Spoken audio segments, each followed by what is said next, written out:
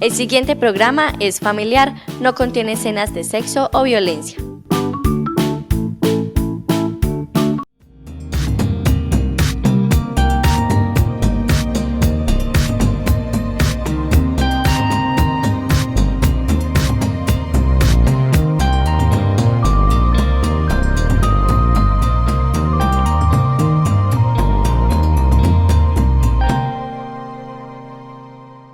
Estimados jardineños y demás televidentes que nos ven a través de nuestras redes sociales y de nuestro canal comunitario Antena 4, bienvenidos a su programa En la Balanza, un espacio de diálogo abierto para hablar sobre temas jurídicos que nos interesan a todos como comunidad. Precisamente hoy hablaremos de un tema bastante complejo que por estos días ha cambiado su normatividad y es el tema de arrendamientos. Tanto ustedes como nosotros tenemos muchas dudas, algunos de ustedes nos han escrito a través del correo jardintv@gmail.com y aquí con el abogado Carlos Alberto Espina Cardona vamos a tratar entonces de resolver un poco esas inquietudes. Hoy nos centraremos entonces en el decreto legislativo 579 del 15 de abril de 2020 y en el decreto 797 del 4 de junio de 2020. El primer decreto habla precisamente sobre las medidas transitorias en materia de propiedad horizontal y contratos de arrendamiento y el segundo que mencioné ya hace un énfasis mucho más amplio en el tema de locales comerciales. Abogado, bienvenido. Marcos, muy buenos días para usted y para todos los televidentes. Muchas gracias por la invitación que me hacen a este espacio para compartir conocimientos y solucionar dudas con respecto a los dos decretos que usted hace mención. Muy amable. Bueno, este decreto 579 de 2020 nos habla de distintos aspectos como desalojos, reajustes, prórrogas, acuerdos. Vamos a tratar entonces de ir profundizando en cada uno.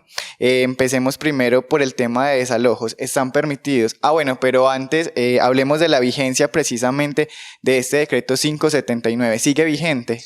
Sí, Marcos, y lo importante para hacer como una introducción al tema y que es importante hacer mención y que quiero establecer es que el llamado a la comunidad como tal y como también lo llama la justicia inicialmente es primero a que las partes concilien, ¿cierto? Eso es lo más importante, pues el hito más importante que debe quedar en la comunidad al respecto.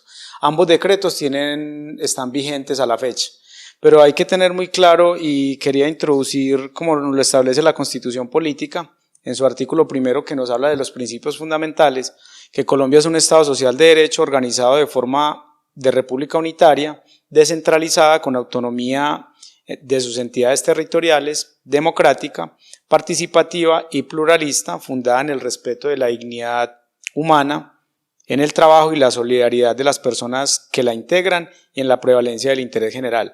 Lo más importante, y hago mención a este artículo de la Constitución Política en cuanto a la solidaridad de las personas. Aquí en esta contingencia es claro, igualmente como se ha dado en muchos ámbitos, que la solidaridad es lo que tiene que primar acá y efectivamente es en lo que tienen que entrar a tener en cuenta las partes al momento de dialogar con respecto a las obligaciones que existen en estos contratos. Efectivamente ambos decretos están vigentes, Marcos. Bueno, y entonces, abogado, ¿están permitidos entonces el tema de los desalojos o hablábamos también entonces de la solidaridad? ¿Cómo manejar esos dos conceptos en este momento? Importante en lo que establece el primer decreto al que haces mención, Marcos, al 579 del 15 de abril del 2020, que está vigente y que habla con respecto a los desalojos. Dicho decreto tiene establecido en su artículo primero que la suspensión de acciones de desalojo, ¿cierto? Y establece expresamente que durante el periodo comprendido entre la vigencia del presente decreto, que es de abril, y el 30 de junio se suspende la orden o ejecución de cualquier acción de desalojo dispuesta por autoridad judicial o administrativa.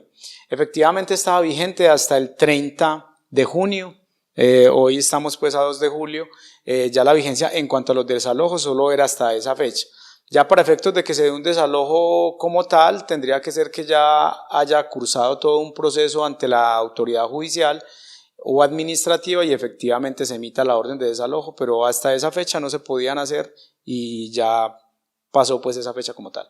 Cabe aclarar entonces aquí que por estos días ya las personas pueden hacer uso de los espacios judiciales en el municipio. Efectivamente, los términos judiciales estaban suspendidos desde el 20 de marzo del año en curso y iniciaron ya nuevamente los términos a partir del día de ayer, 1 de julio. Los despachos van a manejar ya todo el asunto de la virtualidad para efectos de todo lo que tiene que ver con los procesos, pero ya la justicia ya está cursando.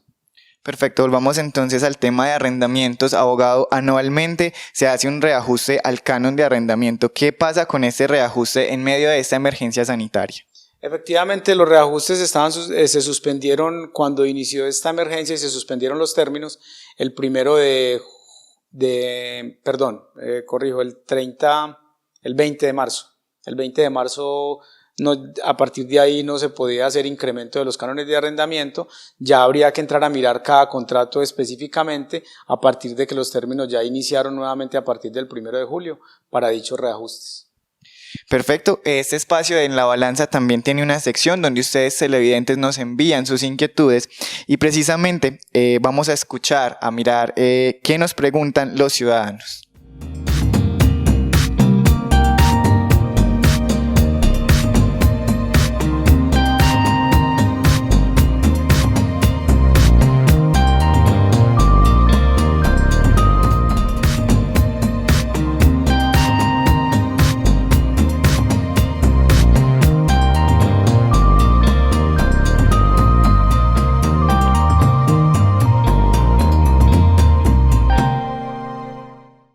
Bueno, como nos decían en esta sección de La Voz de la Ciudadanía, don Jorge nos escribe porque él está un poco atrasado, digamos, él perdió su empleo, entonces él manifiesta que está un poco atrasado con la mensualidad, pero él tiene la intención de llegar con su arrendador a hacer un acuerdo para que una vez mejore esta crisis puedan llegar a ponerse al día. Sin embargo, lo que a él le asusta son los intereses de mora, una penalidad, una posible sanción o indemnización al arrendador. ¿Esto es posible, abogado? ¿A él le pueden cobrar estos conceptos? Lo primordial también que hay que tener en cuenta, Marcos, en la pregunta que me haces es que las personas tienen que tener en cuenta de que todos los contratos que existen y desde que inició inclusive esta emergencia siguen teniendo su respectiva vigencia, hayan o no hayan sido por escritos, porque la ley establece y permite que un contrato de arrendamiento se pueda hacer de forma verbal o de forma escrita. Lo recomendable efectivamente es que lo hagan de forma escrita para evitar diferencias entre las partes, pues en lo que se obligaron y lo que contrataron. En cuanto a la pregunta que me haces, efectivamente este decreto 579 hace estipulaciones con respecto a esos pagos de esos cánones de arrendamiento. Y lo primero que manda el decreto es que las partes deben de buscar inicialmente un acuerdo de voluntades teniendo en cuenta ambas partes. Tanto a quien le fue arrendado el inmueble debe tener en cuenta de que el propietario requiere de ese dinero efectivamente porque quizás de él es que subsiste y esa es su economía para cubrir también sus obligaciones y sus necesidades como tal.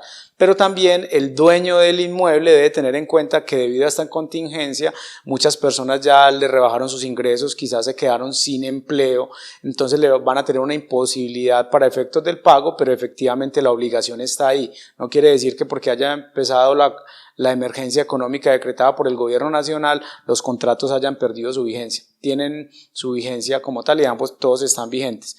Es ese llamado de solidaridad entre las personas y entre los ciudadanos a que lleguen a un acuerdo y ya determinarán si el dueño del inmueble le va a rebajar al arrendatario un 30% o un 20% para efectos pues de determinar y llegar a un acuerdo para que le sea efectivamente pagado esos cánones que se han causado durante esta emergencia y que no han sido posible su pago por parte de los arrendatarios. En cuanto a los intereses, el decreto sí deja muy claro en el artículo 3º que en dichos acuerdos no podrán incluirse intereses de mora ni penalidades, indemnizaciones o sanciones provenientes de la ley o acuerdos entre las partes. Y efectivamente lo único que se podrán cobrar son intereses corrientes que los estipula la Superintendencia Financiera, pero solo la mitad de esos intereses, el 50% de los intereses. Expliquémosle a la comunidad qué son intereses corrientes. Bueno, muchos no estamos como muy relacionados con este concepto. Existen varios tipos de intereses frente a la ley. Están los intereses de ley, que es los que estipula el Código Civil, que es el 12% anual y efectivamente sería el 0.5 mensual. Pero los intereses corrientes son los que fijan la entidad que es la superintendencia financiera, y se modifican cada mes. Entonces ya en base a esa regulación que hace la super, ya se mira cuál es el interés del mes correspondiente para efectos de liquidarlos. Volviendo entonces al caso de don Jorge, le podemos dar a don Jorge un parte de tranquilidad en el sentido de que él puede llegar a un acuerdo con su arrendador y que no va a tener riesgo de una sanción, una indemnización o interés de mora. Efectivamente, Marcos, ese es el llamado a que lleguen a esos acuerdos para evitar colapsar la justicia y también los intereses de las partes. ¿Por qué? Porque efectivamente un proceso judicial es costoso, tiene unos costos y es largo, y es mejor, y la ley por eso siempre ha llamado que lo primero que se debe hacer es llegar a una conciliación. Y uno diría, en vez de una persona gastar unos honorarios en los abogados y en un proceso que tiene sus costos, pues utilizaría mejor ese dinero en conciliar entre las partes para efectos de llegar a un acuerdo en el pago de esos cánones de arrendamiento.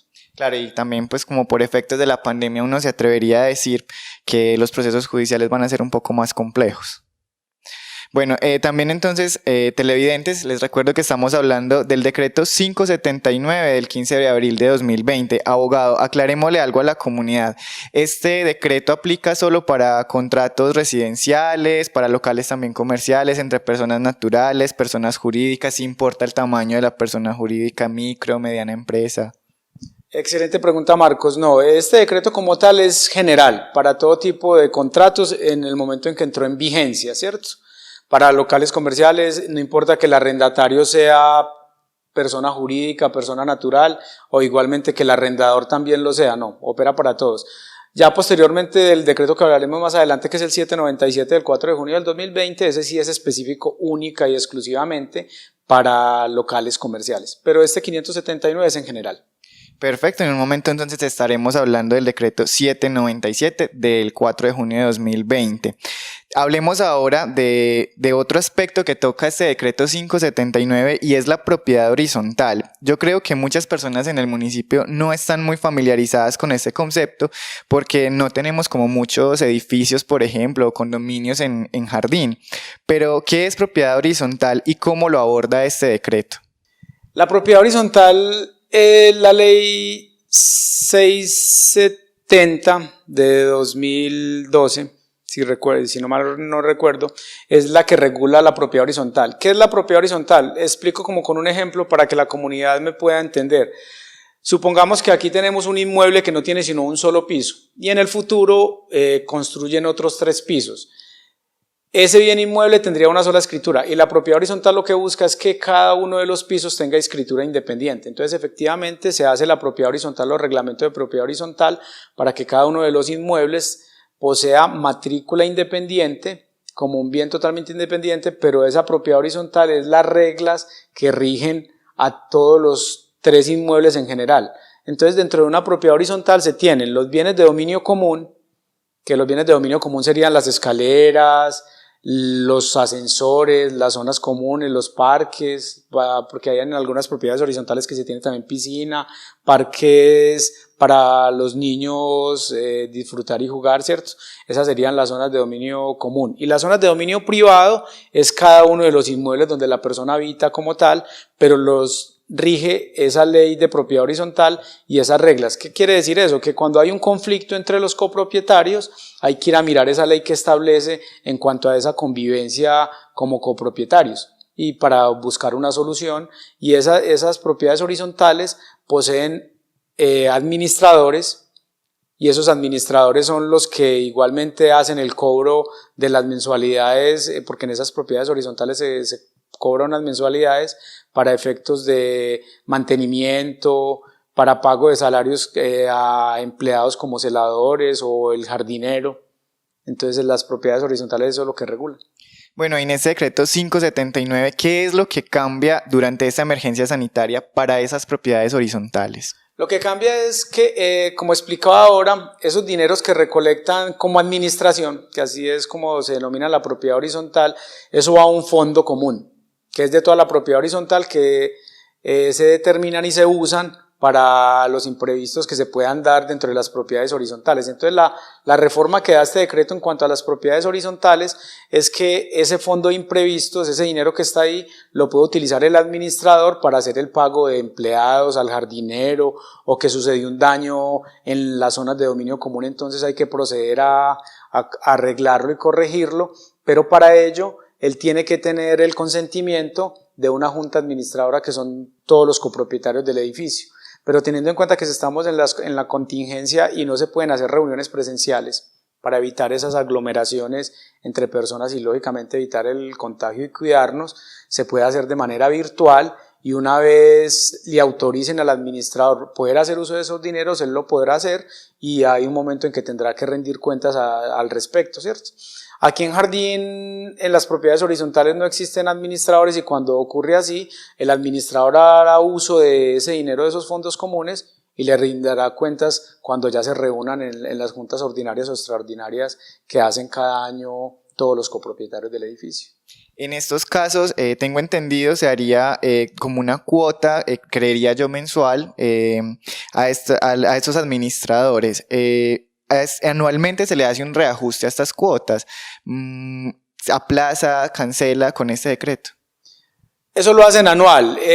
Como quedó suspendido ellos ya a marzo ya se habían reunido, porque la fecha que tiene establecida la propiedad horizontal y la ley 675, que es la de propiedad horizontal, determina que la primera reunión para ellos establecer eso era marzo, entonces en la generalidad ya todas las copropiedades se habrían reunido. Si no sucedió así, tendrán que efectuar una reunión extraordinaria ahora que ya termine la contingencia y que el gobierno nacional estipule que ya ha levantado el confinamiento.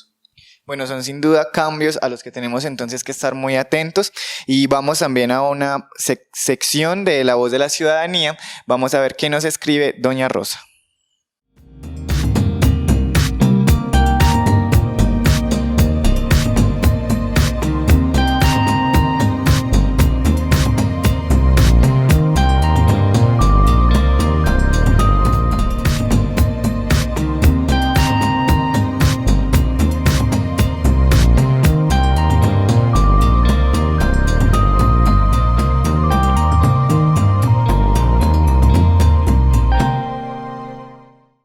Bueno, el caso que nos comenta doña Rosa consiste en que ella tenía un contrato de arrendamiento que se acababa durante esos días de emergencia sanitaria. El decreto dice que automáticamente el contrato se prorroga, pero ella quiere saber si puede reclamarle entonces al arrendatario el inmueble.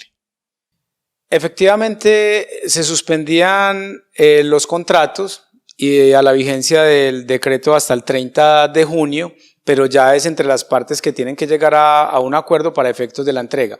Por ejemplo, en los bienes destinados única y exclusivamente a vivienda urbana, lo regula la ley 820 del 2003 y esa misma ley establece que para que la señora pueda reclamar, pues tiene que darle el preaviso a la persona con 3 meses de anticipación. Entonces quiere decir que el propietario del inmueble debe proceder a darle esos 3 meses al arrendatario para que él haga entrega.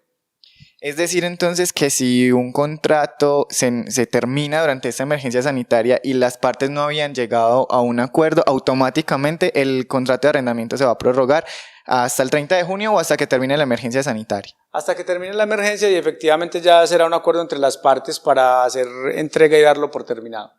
Bueno, sin duda esto entonces, abogado, nos habla de lo que veníamos hablando precisamente desde el principio y es como ese llamado también a la solidaridad en estos tiempos de crisis. Pasemos entonces ahora a hablar del decreto 797 de 2020. Abogado, ¿para quiénes aplica este decreto? Este decreto, como lo establece pues la misma norma, aplica para todos los contratos de local comercial y establece que el presente decreto legislativo será aplicable a los contratos de arrendamiento de locales comerciales cuyos arrendatarios a partir del 1 de junio del 2020 por las instrucciones de orden público se encuentren en la imposibilidad de ejercer las siguientes actividades como bares, discotecas, billares, casinos, bingos y terminales de juego de video, gimnasios, piscinas, spa, sauna, turco, balnearios, canchas deportivas, parques de atracciones mecánicas y parques infantiles, cines y teatros, servicios religiosos que impliquen aglomeraciones, alojamiento y servicio de comida, eventos de carácter público o privado que impliquen aglomeraciones de personas. Aplica para esas personas, Marcos. Bueno, entonces, ¿de qué es en sí, de qué habla este decreto? ¿Qué estipula este decreto precisamente? El decreto es muy claro en establecer para apoyar a los de los locales comerciales y como acabamos de escuchar, eso en la actividad que ellos ejercen implica aglomeraciones de personas y es claro y no es de desconocimiento de la ciudadanía que muchos de estos locales comerciales desde que empezó la contingencia el 20 de marzo a la fecha no habían podido abrir sus puertas para atender a público y no han tenido tampoco la misma aglomeración de personas para poder hacer sus ventas o ejercer su actividad económica. Muchos de ellos estuvieron totalmente cerrados en el mes de abril, en el mes de mayo y que han venido abriendo sus puertas en forma gradual y regulada, pero no pueden atender al público ahí, sino que es domicilios y para llevar. Teniendo en cuenta eso, este decreto le da la oportunidad a los arrendatarios de poder dar por terminado los contratos de arrendamiento. Para ello, soy claro en determinar que hay diferentes formas de uno dar por terminado un contrato. Hablemos de esas precisamente. De esas formas de dar por terminado un contrato, una de ellas es que haya acuerdo entre las partes. Otra de ellas es que por una decisión judicial se haya dado por terminado el contrato.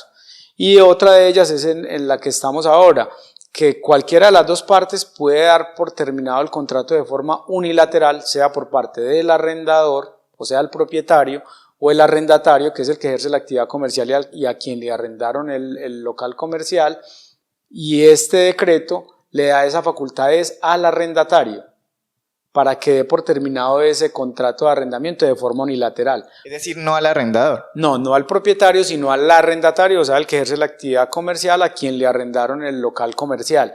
Pero ello tiene unos requisitos. ¿Y cuáles son los requisitos?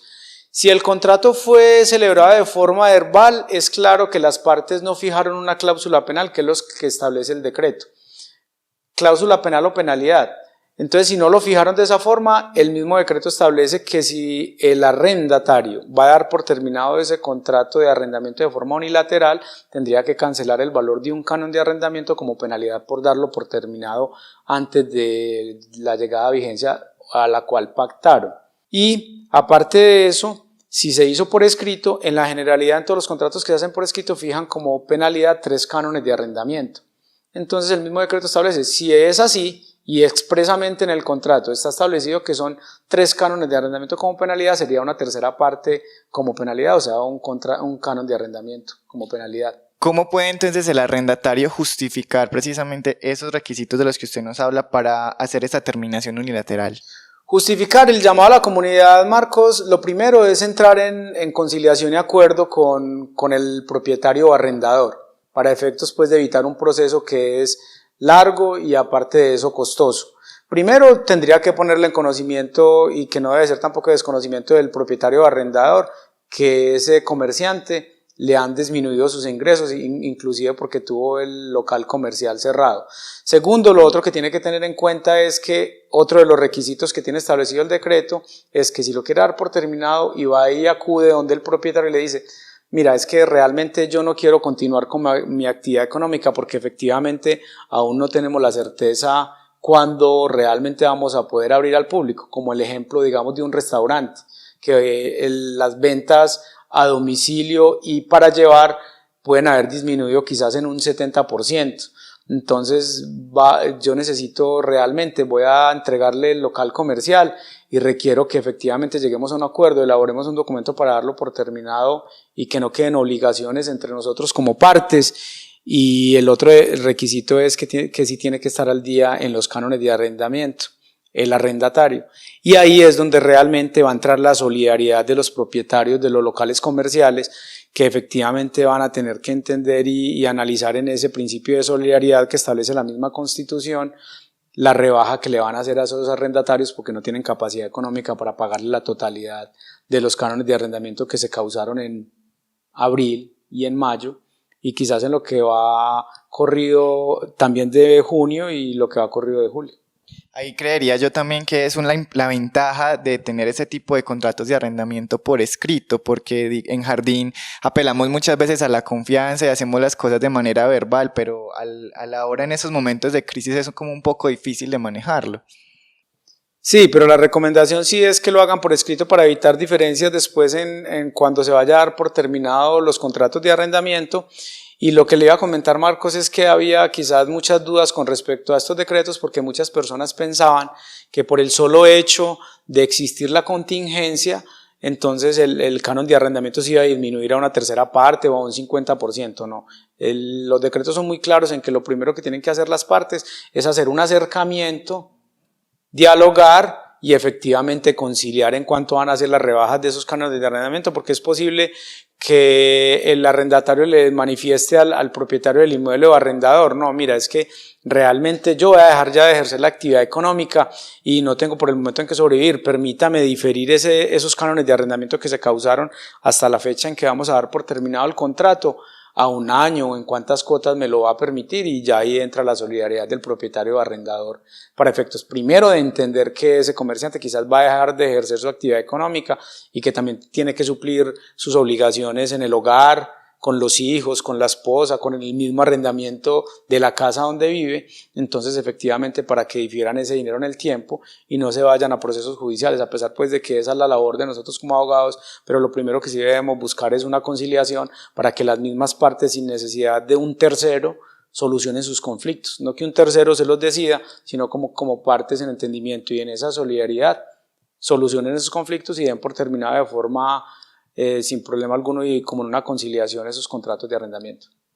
Marcos, inclusive otra de las inquietudes que han tenido en el comercio los arrendatarios es que si, digamos, ellos no han pagado los cánones de arrendamiento desde que empezó la contingencia, entonces estaríamos hablando de los meses de abril, mayo y junio hasta mediados, porque muchos de los comerciantes sí empezaron a abrir sus establecimientos de comercio para domicilios y para llevar desde mediados de junio. Si el arrendador o propietario puede llegar y manifestarle necesito que me entregue y me entrega mañana, no, realmente no es tan sencillo el asunto, porque para efectos de dar esa entrega tiene que ser o que haya acuerdo entre el arrendador o el arrendatario, o efectivamente que ya se haya dado un proceso judicial donde se establezca efectivamente que el arrendatario no ha cumplido con el canon de arrendamiento y no ha pagado por esas épocas ya causadas, por esos cánones ya causados de abril, mayo y junio. Pero no quiere decir que estos decretos le da la posibilidad al propietario o arrendador de llegar y pedirle al arrendatario y decirle, no, como usted ya no me ha pagado los cánones de arrendamiento, entrégueme ya. No, no es tan sencillo, tiene que ser o como mutuo acuerdo entre las partes o sería ya por un proceso judicial. Eso me lleva a un planteamiento similar. Entonces, si por ejemplo el arrendatario o inquilino está atrasado con el pago de febrero, que es antes de que iniciara la contingencia, y por qué no desde enero, el arrendador en ese caso también tendría que acudir al espacio judicial, ¿o? Efectivamente, si no hay un acuerdo con el arrendatario para diferir en el tiempo el pago de esos cánones de arrendamiento, sí ya tendría que acudir a la vía judicial. Pero el llamado, sí, Marcos, es realmente que las partes entren a un acuerdo y eviten procesos judiciales que son costosos y también largos. Televidentes, resumiendo entonces, hoy hablamos del decreto 579 de 2020 en el que se disponen medidas para el tema de arrendamientos de manera general, locales comerciales, residenciales, en lo que va de esta emergencia sanitaria, pues que no sabemos realmente hasta cuándo la tendremos, hasta cuándo tendremos esta situación de contingencia. Y hablamos también del decreto 797 de 2020 que hace énfasis en el contrato de arrendamiento para locales comerciales. Abogado, muchas gracias por acompañarnos y por resolver las dudas que teníamos. A ustedes por esta invitación y feliz día a la comunidad. Televidentes, esperamos entonces que sus dudas, sus inquietudes también se hayan resuelto con este programa. Si se perdieron algún momento, alguna de las preguntas, recuerden que nuestro programa también está disponible en nuestras redes sociales, en nuestro canal de YouTube, Antena 4 Jardín, y en nuestra página de Facebook, Antena 4 TV Comunitaria. Nos vemos entonces en un próximo episodio de En la Balanza.